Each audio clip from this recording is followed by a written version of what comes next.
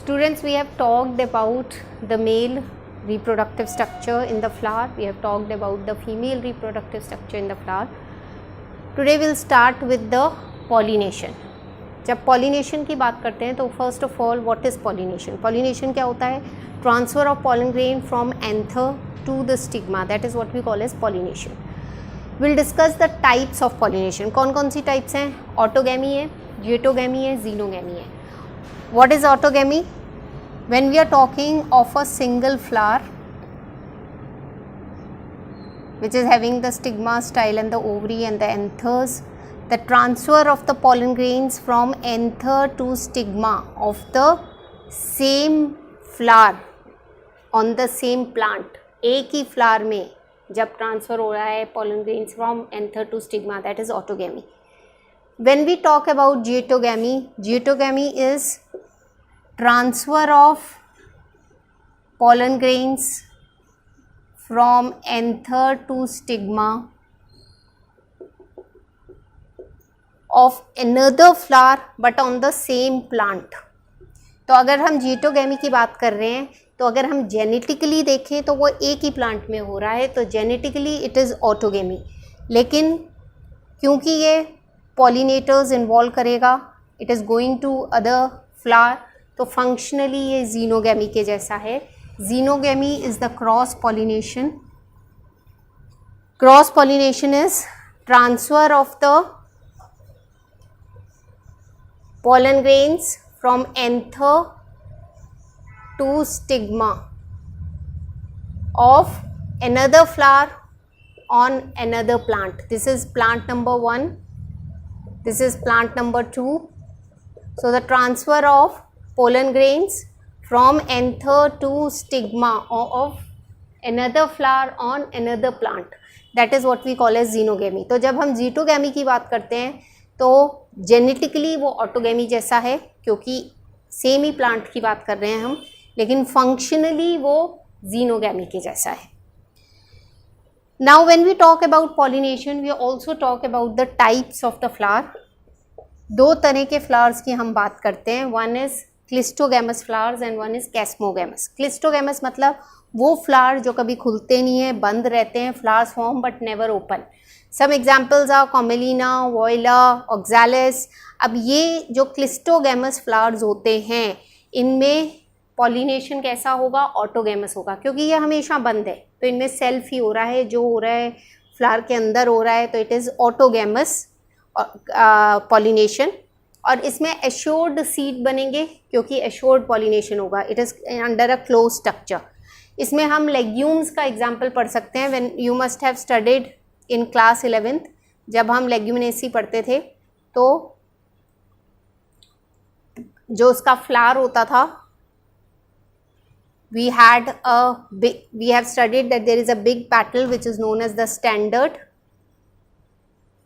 फिर दो होती थी जिनको हम विंग्स बोलते थे, एंड इनसाइड इज द कील. कील के अंदर पॉलिनेशन होता है.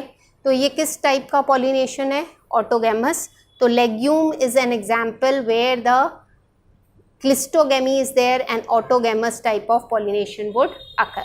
Now we will discuss the agents of pollination. Okay, so let's discuss the agents of pollination. When we say agent of pollination, they can be abiotic, they can be biotic. Abiotic की जब हम बात करते हैं तो we discuss the wind, that is anemophily and water hydrophily. Wind pollinated flowers में pollen जो होंगे वो नॉन स्टिकी होंगे, जनरली डस्टी होंगे, लाइट होंगे, लाइट वेट होंगे, वेल एक्सपोज्ड होंगे. जैसे कि मेज़ में, कॉर्नकॉब में आपको देखने को मिलता है कि the stigmas and style are well exposed, so they can be easily carried by the wind. तो जो एक्सपोज पोर्शन होता है कॉर्नकॉब में, that is of stigma and style. Grasses में, जिम्नोस्पर्म्स में एनिमोफिली देखने को मिलती है. In gymnosperms like in Pinus we observe the yellow cloud. Yellow cloud क्या होता है? वो रिलीज ऑफ पॉलन ग्रेन्स होता है, तो स्काई में येलो क्लाउड फॉर्म हो जाता है पाइनस में. और विंड से जो भी पॉलिनेटेड होंगे उनमें मैक्सिमम लॉस होता है पोलन ग्रेन्स का, because large amount of pollen grains have to be produced. Water की जब हम बात कर रहे हैं तो वाटर पॉलिनेटेड जो फ्लावर्स होंगे उनमें एक म्यूसिलेज कवरिंग होती है, जनरली मोनोकॉट्स में, वेलिस्नेरिया में, हाइड्रिला, जोस्ट्रा, इनमें हाइड्रोफिली देखने को मिलता है। वेलिस्नेरिया में जो मेल फ्लावर्स होते हैं वो सरफेस पे पॉलन रिलीज करते हैं and the female flower is coiled and is present inside, and when the pollen grains are liberated, this uncoiling occurs and the female flower will receive the pollen grains. Hydrilla में hydrophily होती है, जोस्ट्रा में hydrophily होती है। अगर हम water हियासिंथ और water lily की बात कर रहे हैं, though you can see the term water here but these are not pollinated by water. ये कैसे पॉलिनेटेड होते हैं? ये विंड से या इंसेक्ट से पॉलिनेट होते हैं because they grow on the surface of the water. तो इनमें पॉलिनेशन जो है वो विंड से होगा या इंसेक्ट से होगा। बायोटिक की जब हम बात करते हैं तो एनिमल्स इन्वॉल्व होते हैं, इंसेक्ट्स, बर्ड्स, ये सब इन्वॉल्व होते हैं। तो इसको जो टर्म दी जाती है वो जूफिली होती है। रेप्टाइल्स की बात करें तो जैसे गैक्को लिजर्ड। इंसेक्ट पॉलिनेटेड जो होंगे वो कुछ ना कुछ इंसेक्ट को प्रोवाइड करेंगे, whether it is pollen grain, whether it is nectar, whether it is shelter. तो वो कलरफुल होंगे या सेंटेड होंगे so that the insect is attracted towards the flower. तो yucca and moth, the symbiotic association is seen in yucca and moth. जो moth होता है वो अपने एग्स जो है ओवरी में ले करता है और in turn it is helping the plant in pollination. तो एक सिम्बायोटिक एसोसिएशन देखने को मिलता है। Similarly with amorphophallus which is the tallest flower 6 feet, the insect and the flower has this symbiotic association. It is providing the shelter to the insect and insect in turn is helping in pollination. Bougainvillea की अगर हम बात करते हैं, the flowers are very small but they have attractive bracts around them and thus it helps to attract the insect. Ficus में trapdoor mechanism is seen कि insect अंदर चला जाता है और वो बंद हो जाता है अंदर। बर्ड से भी पॉलिनेशन होता है, इसको हम ऑरिंथोफिली बोलते हैं। जैसे स्मॉल हमिंग बर्ड होती है, सन बर्ड होती है, वो हेल्प करती है पॉलिनेशन में। Chiropterophily means pollination by bats.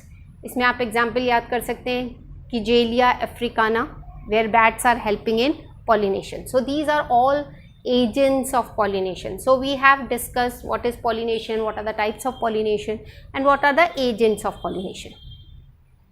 So children, next we will discuss in lecture 4. Thank you so much.